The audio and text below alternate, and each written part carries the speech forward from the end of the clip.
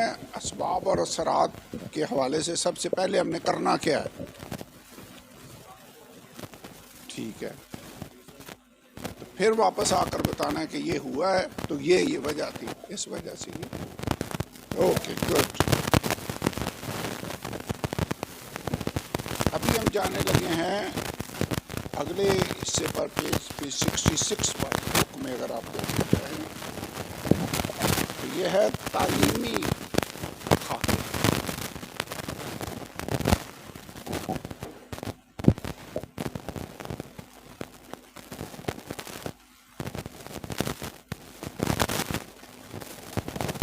ये क्या होता है तालीमी खाका? डॉक्ट्रिन।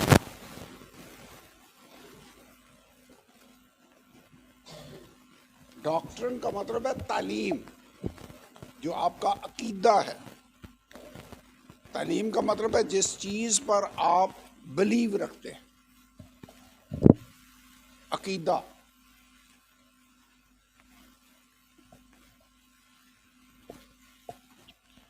तो ये बड़ा ज़रूरी है कि एक पास्टर अपनी कलीसिया को वक्तन फ़वक्तन तालीम दे कि हमारा बिलीफ क्या है, हम किन बातों पर यकीन रखते हैं, हमारा अकीदा क्या है। अभी मैं आयत कोट कर रहा था कि उस ईमान के लिए जान फशानी करो जो मुक़द्दसों को एक ही बार सौंपा गया। तो तालीम में मुख्तलिफ बातें शामिल करनी चाहिए हमें। सफ़ा नंबर 67 पर एक जो अहम मौजू है वो है वहदनियत। वहदनियत का मतलब है वननेस। वननेस किसको कहते हैं? एक खुदा को हम मानने वाले लोग। सोना इसराइल, खुदावंद तुम्हारा खुदा एक ही खुदावंद है।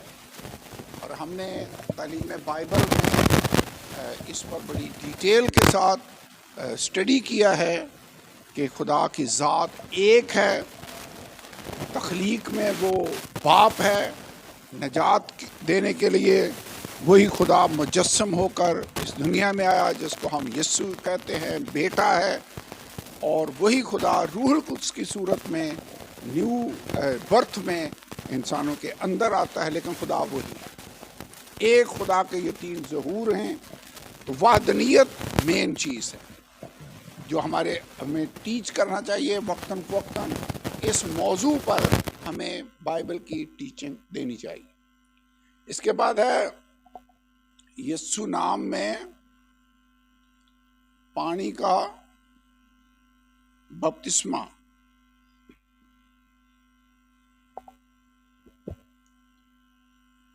फिर न्यू बर्थ, नई पैदाइश। नंबर 4 रूह का बपतिस्मा। नंबर 4 है रूहुल कुद्स का बपतिस्मा गैर ज़बानों के निशान के साथ। ठीक है। नंबर 5 पाकीज़गी, होलीनेस। और नंबर 6 इलाही शफा।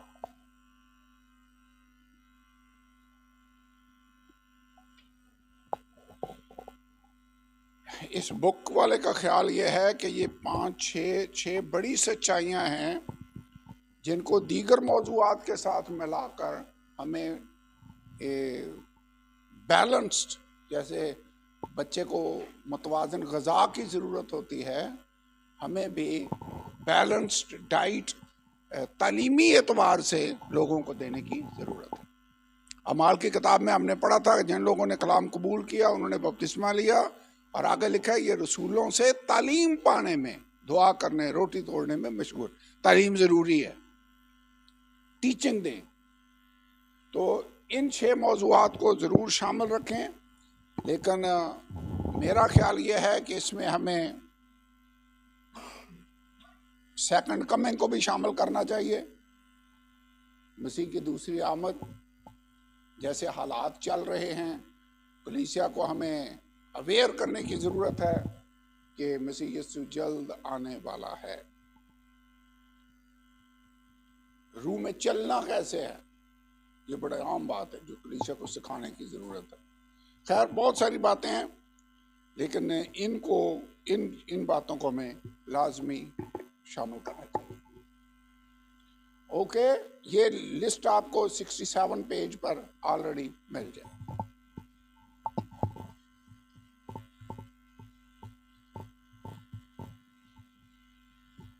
ओके, अब हम आउटलाइन बनाने लगे हैं। मिसाल है यीशु नाम में पानी का बपतिस्मा।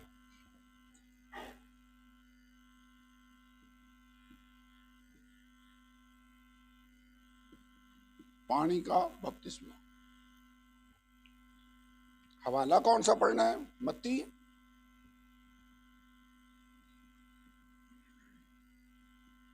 इसमें क्या लिखा है? सब कौमों को शागिर्द बनाओ, के नाम से बपतिस्मा दो और उनको इन सब बातों की तालीम दो जिनका मैंने तुमको हुक्म दिया।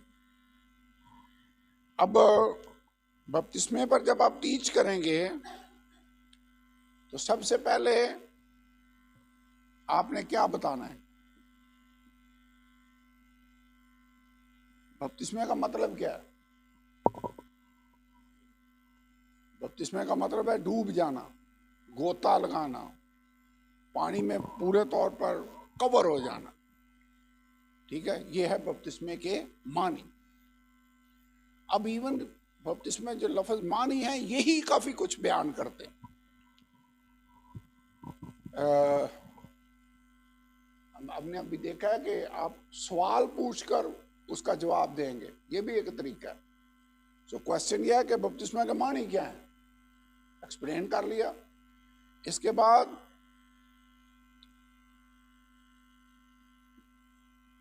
बच्चों का बपतिस्मा होना चाहिए, इस पर बताएं क्यों।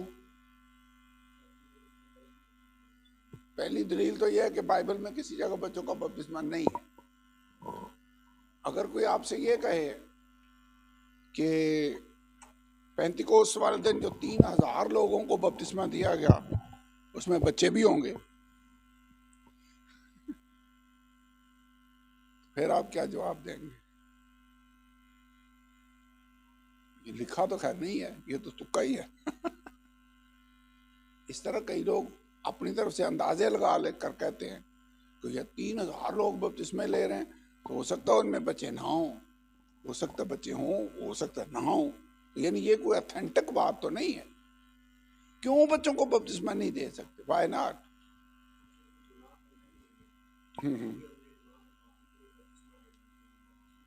ओके, तो कि बच्चे तौबा नहीं कर सकते, तो बपतिस्मा तो गुनाहों की माफी के लिए है, तो इसलिए उनको हम बपतिस्मा नहीं देते। फिर कलाम के अंदर पतरस ने जो बात की है ना, तौबा करो और तुम में से हर एक अपने गुनाहों की माफी के लिए बपतिस्मा ले, तो तौबा करेंगे तो उनको बपतिस्मा देंगे। नंबर 2 ये हमने पढ़ा था कि जो ईमान लाए और बपतिस्मा ले वो निजात पाए। तो पहले ईमान है फिर बपतिस्मा है। तो बच्चे जो के अभी बिल्कुल 8 दिन का बच्चा हो, 2 महीने का, वो ईमान ला सकता है, तो तौबा भी वो नहीं कर सकता, लिहाजा बच्चों को आप बपतिस्मा नहीं दे। हाँ, बच्चों को खुदा के लिए डेडिकेट करें, जैसे हन्ना ने सैमुअल को खुदा के लिए डेडिकेट किया। तो अभी आप कर क्या रहे हैं? आप यीशु नाम में बपतिस्मे की तालीम दे रहे हैं। ओके, बपतिस्मे से पहले क्या होना चाहिए? बपतिस्मे की तैयारी करनी है तो क्या करना चाहिए? तौबा करनी चाहिए, यीशु पर ईमान लाना चाहिए। जो हम कह रहे हैं कि बच्चे ना तो ईमान ला सकते हैं ना वो तौबा कर सकते हैं। जब किसी को समझ आ जाए तो फिर उसे आप बपतिस्मा लेंगे, तैयारी ऐसे करनी। ओके, अगला पॉइंट मैं इसको मिटाने लगा हूं। अगला पॉइंट ये है कि बपतिस्मा कैसे होना चाहिए।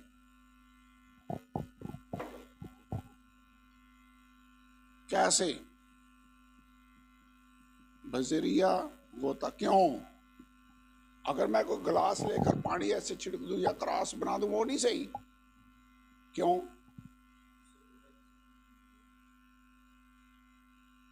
उससे नहीं सही। पहले क्या ऐसे छिड़क दे बंदा, छट्टा मार दे। क्यों? क्यों नहीं सही? वाई ना? इसलिए आप यहां एक्सप्लेन करेंगे कि बपतिस्मा यीशु के साथ दफन होना है। ठीक है? अब दफन आप ऐसे मिट्टी में अगर किसी को दफन करना है तो कैसे करेंगे? कब्र खोदेंगे, सही उसको दफन करेंगे। ऐसे मिट्टी ऊपर छिड़क देने से तो नहीं दफन हो जाता। या मिट्टी लेकर उंगली में मिट्टी लगाकर ऐसे कर दूं कि ये दफन हो गया, ऐसे तो नहीं होगा दफन। तौबा करना मसीह के लिए साथ मरना है, बपतिस्मा मसीह के साथ दफन होना है। तो दफन आप कैसे होंगे? जब आप पूरे पानी में दफन होंगे, आपको पूरा पानी में डुबोया जाएगा, फिर आप दफन होंगे। समझ आई है? कैसे होना चाहिए बपतिस्मा? दफन होने का तरीका है। एक हवाला देख लें अगर आपने गौर नहीं किया, कुर्सियों के साथ।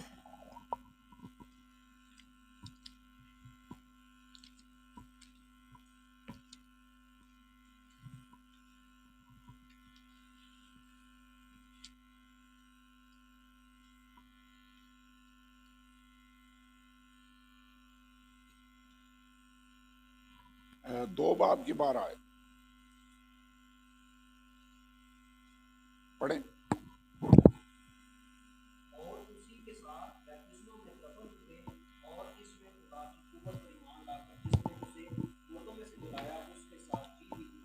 उसी के साथ बपतिस्मा में दफन हुए। तो बपतिस्मा क्या है? यीशु के साथ दफन होना। दफन होने का मतलब यह है पानी में दफन होना। इसलिए हम बपतिस्मा बजरिया होता दे। क्लियर है? समझ आ गई है? अब अगला सवाल, बपतिस्मा किस नाम में होना चाहिए? क्यों? कैसे? बाप और बेटे और रूह कुदस के नाम में बपतिस्मे का जिक्र तो है, हमने मत्ती 28:19 में पढ़ा है। उस नाम में क्यों नहीं? वहां पर हुक्म है। यहां पे क्या है? मत्ती 28 बाब क्या है? हुक्म। इस पे अमल हुआ है अमाल 2 बाब की 38वीं आयत। हुक्म क्या है? तुम उनको बाप और बेटे और रूह कुदस के नाम से बपतिस्मा दो। बाप का नाम क्या है? यीशु। कैसे? यहां बुक में अगर आप देखें तो अलफ लिखा, बाप का नाम क्या है? अलफ।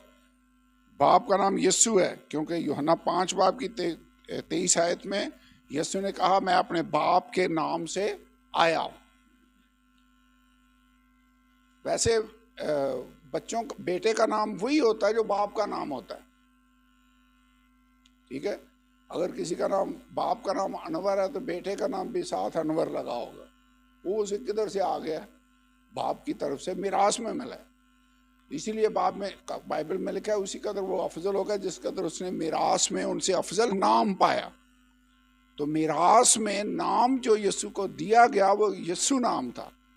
तो बाप का नाम भी तो फिर वही हुआ जो बेटे को ना दिया गया।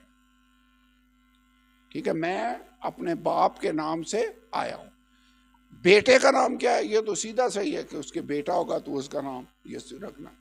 रूह का नाम क्या है? रूह कुदस। रूह कुदस खुदा ही है जो रूह की सूरत में आता है।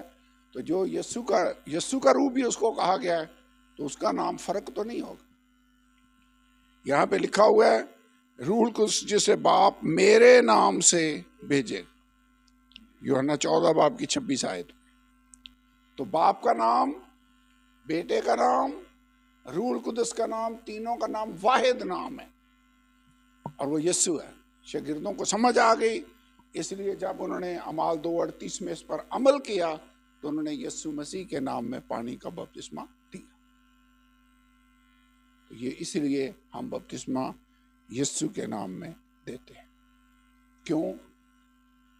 क्योंकि बपतिस्मा अगर गुनाहों की मुआफ़ी के लिए है, निजात के लिए है, तो यहाँ हवाला लिखा है अमाल 4 बाब की 12 आयत, किसी दूसरे के वसीला से निजात नहीं, क्योंकि आसमान के तले आदमियों को कोई दूसरा नाम नहीं बख्शा गया जिसके वसीला से हम निजात पा सकें।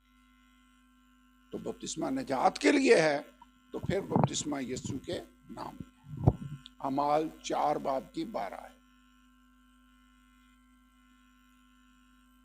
उसके बेटा होगा तो उसका नाम यीशु रखना, क्योंकि वही अपने लोगों को उनके गुनाहों से निजात किस नाम में है? यीशु नाम। तो इसलिए बपतिस्मा यीशु के नाम, गुनाहों की मुआफ़ी यीशु के नाम में है। तुम में से हर एक अपने गुनाहों की मुआफ़ी के लिए यीशु मसीह के नाम में बपतिस्मा। फिर दूसरे किस नाम में? यीशु के नाम में। ये तो उसकी एक्सप्लेनेशन होगी। फिर मिसालें हैं अमाल की किताब। जब कलीसिया के लोग हुक्म सुनकर जैतून के पहाड़ से नीचे आए, आकर उन्होंने अमाल की किताब में लिखा है रूल कुदस का बपतिस्मा पाया और फिर मुनादी शुरू की। पहले ही दिन 3000 लोगों को बपतिस्मा दिया गया। अमाल की किताब 2 बाब की 38वीं आयत और 39वीं आयत में तो उन्होंने बपतिस्मे को हुक्म दिया यीशु मसीह के नाम। तो यहूदियों को किस नाम में बपतिस्मा दिया गया? यीशु मसीह के नाम में, यीशु नाम में बपतिस्मा दिया गया। फिर अभी हमने इस बात पर गौर किया है कि जो पहला सामरिया के जो लोग थे, सामरियों को अमाल 8 बाब और उसकी 19 आयत है, कौन सी आयत है? उन्होंने सिर्फ यीशु के नाम में बपतिस्मा दिया।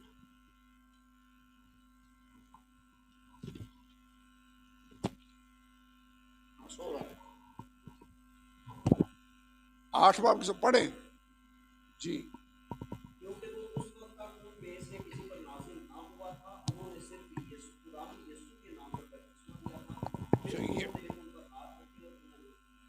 तो यहाँ अमाल 2 बाब में यहूदियों को बपतिस्मे दिए गए यीशु के नाम में। कई सालों के बाद जब सामरिया के लोगों को बपतिस्मे दिए गए तो यीशु के नाम में दिए गए। फिर अमाल 19वें बाब में, ये तकरीबन 25 साल के बाद का वाक़या है। अमाल 19 बाब पौलुस रसूल है। अमाल 19वें बाब पहली कितनी आयतें हैं?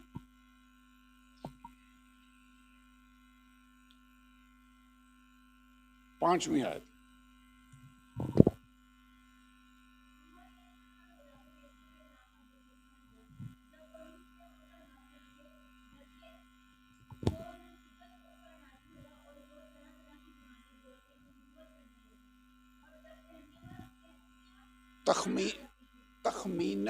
तखमीनन का मतलब है अंदाजन।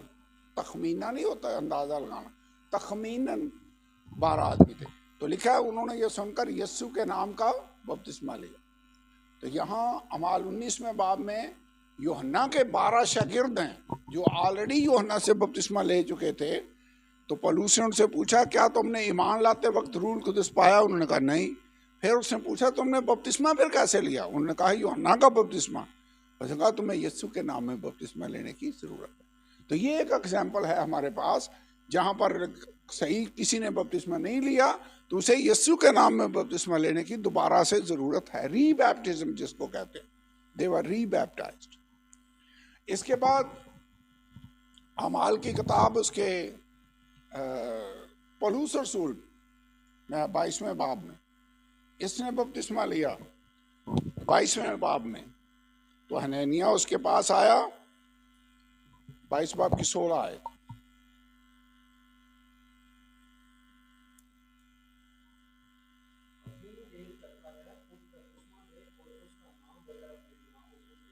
उसका नाम लेकर, किसका नाम लेकर?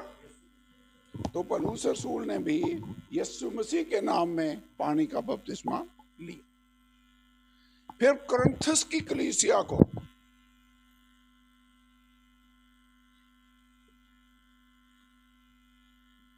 बपतिस्मे दिए गए, तो उन्हें पौलुस रसूल कहता तुमने किस करना मेरे नाम का बपतिस्मा लिया था? कहता नहीं, तुमने तो यीशु के नाम का बपतिस्मा लिया।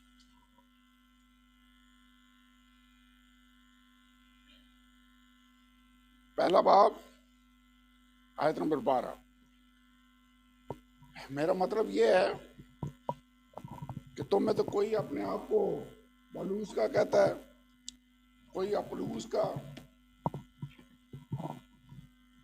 कोई मसीह का, कैफा का, कोई मसीह का। कहता क्या मसीह बांट गया? क्या पौलुस तुम्हारी खातर मसलूब हुआ? कौन मसलूब हुआ था? यीशु। कहता क्या पौलुस तुम्हारी खातिर? क्या तुमने पौलुस के नाम पर बपतिस्मा लिया? दूसरे लफ्जों में ये कि बपतिस्मा उसी के नाम से लिया जो तुम्हारी खातिर मसलूब हुआ। अगर पहले सवाल का जवाब यीशु है तो दूसरे सवाल का जवाब भी यीशु है। तो कुरिन्थुस की कलीसिया को भी यीशु के नाम में बपतिस्मा दिया गया। पहला कुरिन्थियों पहला बाब 12-13 है। पहला कुरिन्थियों पहला बाब 12 और 13। अब बड़ा आम नुक्ता है। मत्ती 28 बाब में हुक्म है, अमाल की किताब में कलीसिया इस पर अमल कर रही है। जब अमल किया जा रहा है तो हर जगह उन्होंने खुदावंद यीशु के नाम में बपतिस्मा दिया। एक भी हमें मिसाल ऐसी नहीं मिलती जहां बाप और बेटे और रूह कुदस के नाम से इन अल्फाज को इस्तेमाल करते हुए बपतिस्मा दिया गया हो। क्यों? क्योंकि उन्हें समझ आ गई कि बाप और बेटे और रूह कुदस के नाम से बपतिस्मे का मतलब है यीशु नाम में बपतिस्मा। तो बपतिस्मा किस नाम में है फिर? यीशु के। क्लियर है? ये है, ऐसे आपने तालीम देनी है। इसी तरह आपने पाक रूह के बपतिस्मे की तालीम देनी। जैसे पानी के बपतिस्मे को हमने टीच किया है, इसी तरह आपने रूह के बपतिस्मे की तालीम देनी। इसी तरह इलाही शफा की तालीम देनी है। इसी तरह आपने यीशु के आने की बाबत तालीम देनी है कि वो आने वाला है। कौन सी पेशेंट को ये साबित कर रही है कि वो आने वाला है। जब वो आएगा तो क्या होगा, उसके आने के लिए तैयारी कैसे करनी है, कौन लोग जाएंगे, कौन सी ताकत आपको उठाएगी, हर चीज का जवाब देना। यह है तालीम। जब आप ऐसे टीच करेंगे तो फिर कलीसिया स्ट्रांग हो। समझ आ गई है? ये है तालीमी आउटलाइन जिसमें आप मुख्तलिफ मौजूआत पर तालीम देते। होलीनेस, खुदा पाक है, उसके बगैर आप पाक नहीं होंगे तो जा नहीं सकते, खुदा को देख नहीं सकते। पाकीज़गी का मतलब है अपने आप को खुदा के लिए सेपरेट करना, अलहदा हो जाना, मखसूस हो जाना।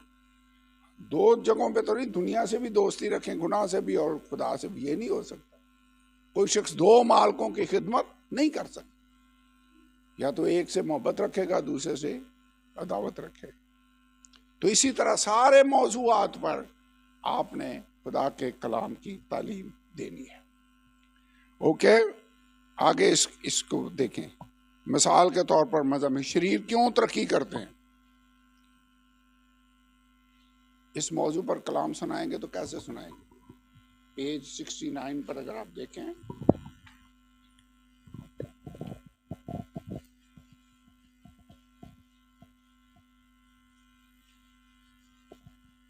कई दफा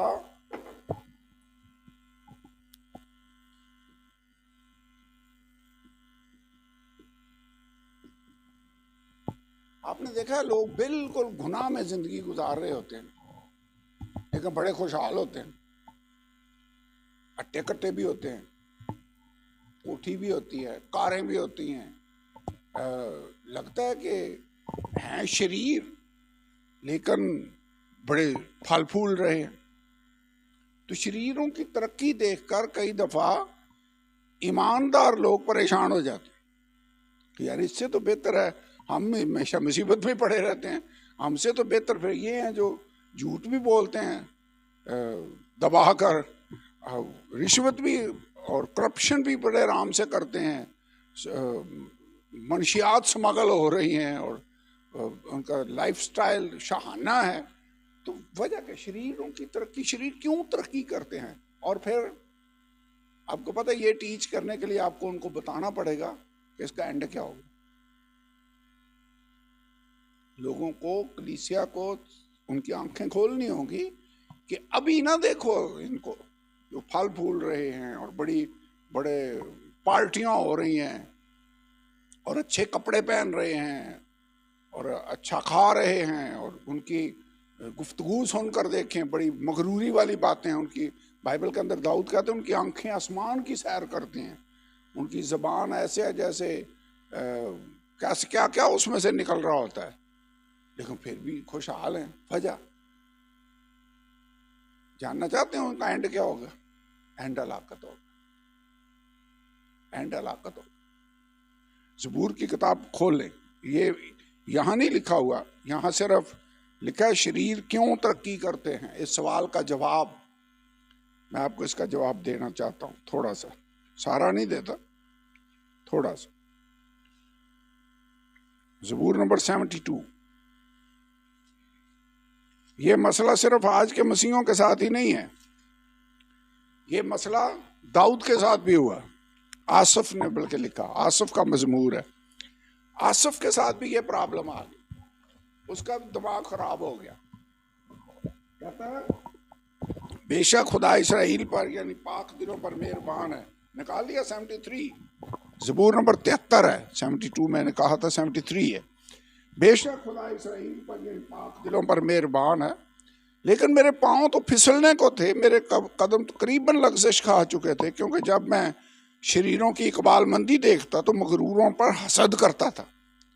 कहता जब मैं शैतान लोगों को की इकबालमंदी देखता तो मेरे तो पाँव लड़खड़ा ही गए, कदम फिसलने को थे, तो मगरूरों पर मैं हसद करने लगा, इसलिए कि उनकी मौत में जानकर ही नहीं, मरते भी बड़े आराम से हैं, वो तसीहे भी नहीं लेते, बल्कि उनकी कुव्वत बनी रहती है, वो और आदमियों की तरह मुसीबत में नहीं पड़ते और ना और लोगों की तरह उन पर आफत आती है, इसलिए गरूर उनके गले का हार है भी बड़े मगरूर, गोया वो जुल्म से मुलब्बस हैं, जालिम भी हैं, उनकी आंखें चर्बी से उभरी हुई हैं, उनके दिल के ख्यालात आज से बढ़ गए, वो ठट्ठा मारते, शरारत से जुल्म की बातें करते हैं, वो बड़ा बोल बोलते हैं, उनके मुंह आसमान पर हैं, उनकी ज़बानें ज़मीन की सैर करती हैं, इसलिए उसके लोग इस तरफ रजू होते हैं और जी भर कर पीते हैं और कहते हैं खुदा को कैसे मालूम है? क्या हक ताला को कुछ इल्म है? इन शरीरों को देखो। कहता है जो खुदा के लोग हैं वो कहते हैं खुदा देख नहीं रहा, ये क्या कर रहे हैं? क्या हक ताला को कुछ इल्म है? इन शरीरों को देखो, ये सदा चैन से रहते हुए दौलत बढ़ाते हैं। यकीनन मैंने अब इस अपने दिल को साफ और अपने हाथों को पाक किया, क्योंकि मुझ पर तो दिन भर आफत रहती है, मैं हर सुबह तंबीह पाता हूँ। अगर मैं कहता कि यूं कहूँगा तो तेरे फर्जंदों की नस्ल से बेवफाई करता। जब मैं सोचने लगा कि इसे कैसे समझूं तो ये मेरी नज़र में दुश्वार था, जब तक मैंने खुदा के मकदस में जाकर उनके अंजाम को ना सोचा। कहता फिर मैं चर्च में गया और मैंने उनके फिर एंड पर गौर किया कि इनका एंड क्या होगा, कि ये तो सारी चीज़ें आर्जी हैं, ये तो ऐसे है जैसे ऐसे स्लिपरी पहाड़ पर बंदा खड़ा हो, ऐसे फिसले और वो गया, बस दैट्स इट। पढ़ें, ठीक है, उनके अंजाम को ना सोचा, यकीनन उनको फिसलनी जगहों में रखता है और हलाकत की तरफ धकेल देता है। दम भर में कैसे उजड़ गए, वो हादसों से बिल्कुल फना हो गया। तो इनकी हलाकत कितनी देर में आ जाएगी? एकदम वो हादसों से बिल्कुल फना हो गया, जैसे जाग उठने वाला ख्वाब को। ये ऐसे ही है जैसे ये सारी खुशहाली, ये सारी शान शौकत जैसे ख्वाब देख रहे थे, उठे तो कुछ भी फिनिश। इसका मतलब ये दम भर में जाएगा, ये आर्जी है, ये टेम्परेरी है। तो वैसे ही तू खुदावन जाग कर उनकी सूरत को नाचीज जानेगा, क्योंकि मेरा दिल रंजीदा हुआ, मेरा जिगर छिद गया, मैं बेअकल और जाहिल था, मैं तेरे सामने जानवरों की मानद था, तो भी बराबर तेरे साथ हूँ। तो तूने अपना दाहिना हाथ पकड़ रखा है, तू अपनी मसलत से मेरी रहनुमाई करेगा, आखिरकार मुझे जलाल में कबूल फरमाएगा। कहता मैं तो जानवर था जो ऐसे सोच रहा था, तू मेरा हाथ पकड़ कर रखता है। इनकी शान शौकत तो आर्जी है। तो शरीर तरक्की करते हैं, तो हमें परेशान होना चाहिए? नो। ये जान लें कि ये सब कुछ ख्वाब की तरह है जो वो देख रहे हैं। लिखा बुखारात का सा हाल है, अभी नजर आए अभी, लेकिन जो जिंदगी खुदा हमें देने वाला है वो परमानेंट है। और फिर अमीर आदमी और लाजर का वाकया याद है? अमीर आदमी शान शौकत में रह रहा था, इब्राहिम ने उससे कहा बेटा याद कर कि तू जिंदगी में अच्छी चीजें ले चुका और लाजर बुरी चीजें। अब वो यहां आराम पाता है और तू तड़पता है, ये एंड होगा। तो आइए उनकी इस आर्जी वक्ती खुशियों को ना देखें, आर्जी पार्टियों को, उनकी शान शौकत को ना देखें, देखें एंड क्या हो। एंड खुदा ने हमारे साथ हमेशा की जिंदगी का परामर्श किया, तो क्यों ना हम उसके शुक्रगुजार। दुनियादारी से क्या मुराद है, ये भी पूरा टॉपिक है। दुनियादारी वैसे है क्या, क्यों खुदा ने कहा दुन में से निकल कर अलग करो। फिर जैसे आजकल टीवी के बारे में बात है, मेरे ख्याल में टीवी और नफरत अंगेज मकरू और नफरत, इसकी बजाय मेरे ख्याल में मुझे ये कहना चाहिए आज का मोबाइल आ गया जो टीवी से भी खतरनाक है। वजह टीवी तो एक जगह पड़ा होता है ना, ड्राइंग रूम में, तो मोबाइल ये चलता फिरता इंटरनेट हर वक्त आपकी जेब में है। फिर वहां तो सारा खानदान देखेगा ना, तो ये हर बंदे का इंडिविजुअल टीवी है। आप अपनी पसंद के प्रोग्राम रजाई में देख रहे होंगे कि किसी को पता भी नहीं आप क्या देख रहे हैं। ये मेरे ख्याल में उससे भी ज़्यादा डेंजरस चीज़। तो कहने का मेरा मतलब ये है कि इसका अच्छा यूज़ भी है, लेकिन इसका अबलीस भी इस्तेमाल कर रहे हैं और जब बहुत ज़ोरदार तरीके से इस्तेमाल कर रहे हैं लोगों को गुमराह करने के लिए। तो ये कैसे अफेक्ट कर सकता है, इस पर आपने पूरा टीच करना होगा। जो आप देखते हैं वो आपके ज़हन में स्टोर होता है, याद है, ये साइंसी बात है। जो आप देखते हैं वो इमेज आपकी फाइलों में स्टोर हो जाता है, इसलिए अच्छी चीज़ें देखनी चाहिए। तो वो जो आप सोचते हैं वही आप करते हैं। तो देखना अच्छी चीज़ों को ये बड़ा अभी हम देखने की, मैं पहले बात कर रहा था, हवा ने देखा, दाऊद ने देखा, तो देखने की लूत ने सदूम और अमूरा को देखा। तो what are you looking at. तो ये यानी मुख्तलिफ मौज़ूआत हैं, ये उसने मिसाल दी हुई है। आखिरी एग्जाम्पल नीचे मिसाल, मुतफर्रिक गुनहगार।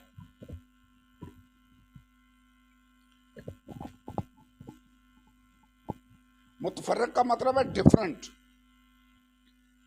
गुनहगार ये हैं लोगों के बहाने।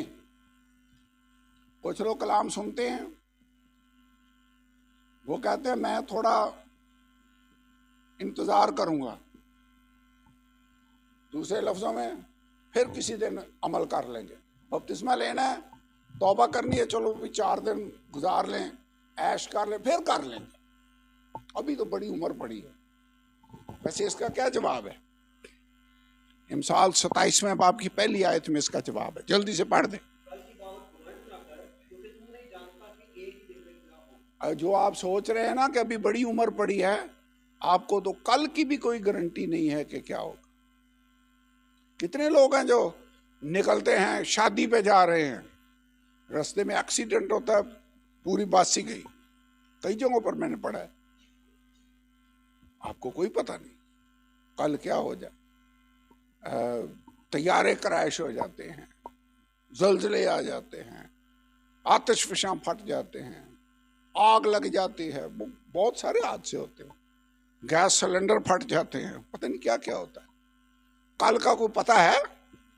बंदा ये सोचता रहे मैं फिर कर लूंगा, that is not the right. कहता मेरे पास बहुत सा वक्त है अभी। इसका जवाब है करंथियों के खत में जो आयत है, 6 बाब 3 आयत, अगर आज तुम उसकी आवाज़ सुनो तो अपने दिलों को सख्त ना करो, देखो ये कबूलियत का वक्त है, आज नजात का दिन है, ये नजात का दिन। इसका मतलब है हमें कल पर वेट नहीं करना चाहिए। जीम एक और तराज है, जो तौबा ना करने का बहाना लोग बनाते हैं, मैं तो गुनाहगार ही बहुत बड़ा हूं, खुदा मुझे कैसे माफ करेगा, मैं बहुत बड़ा गुनाहगार हूं। वैसे कितना भी कोई बड़ा गुनाहगार क्यों ना हो, यीशु उसको माफ कर दो। पौलुस ने क्या कहा, इसमें कोई शक नहीं कि खुदा गुनाहगारों को बचाने के लिए आया, जिसमें सबसे बड़ा मैं हूं। हमें ऐसा तो कोई नहीं होगा जिसने किसी मसीह को जान से मारा हो, संसार करने में मदद की हो। पौलुस ने स्तिफनस की संसार करने में मदद करी थी, वो कभी नहीं भूला इस बात को। इसीलिए तो वो कहता था मैंने कलीसिया को सताया, मैं मुजरिम हूं इस बात। तो फिर लिखा है चर्च में ना आने के कई एतराजात हैं। खोल दो, मेरे ख्याल में वो लेने के लिए आए होंगे शायद। पहली बात तो कहते हैं मैं बहुत बिजी हूं, मेरे पास टाइम ही नहीं है, इतवार वाले दिन तो मुझे आराम करना चाहिए। वैसे सारा हफ्ता भी आराम हो सकता है, जरूर संडे वाले दिन ही करना है आराम। तो फिर कलीसिया के अंदर कहते हैं रियाकार लोग बहुत हैं, इधर आके तालियां बजाते हैं, गीत गाते हैं, बाद में देखो गुनाह में जिंदगी गुजार रहे होते हैं। रियाकार बड़े, इसलिए मैं चर्च जाता ही नहीं। फिर अगर वो रियाकार हैं तो वो खुद खुदा के सामने जवाब दे हैं, हम क्यों अपनी निजात को रोक लें। ये यानी मुख्तलिफ दलीलें हैं जो लोग खुदा को कबूल ना करने की देते हैं, इनके जवाब आपने कलीसिया को सिखाने होंगे ताकि दूर हो जाए।